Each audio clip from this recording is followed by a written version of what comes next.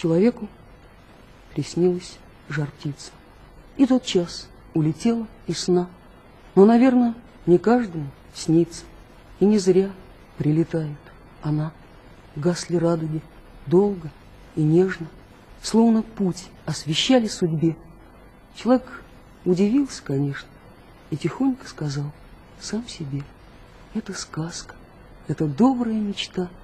Постарайся, ну хоть перышко достать. Зачерпни, ну хоть на миг в свою ладонь этот призрачный, сказочный огонь. Человеку приснилась жар-птица. И, не веря в приметы и сны, человек стал с тех пор торопиться по дорогам звенящей страны. Он жар-птицу высматривал зорко, приготовил ей лучшие зерна самых звонких и солнечных нот.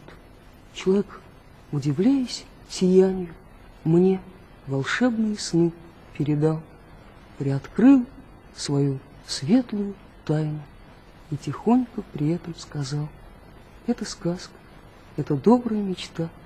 Попытайся, ну хоть перышко достать, зачерпни, ну хоть на миг в свою ладонь этот призрачный, сияющий огонь.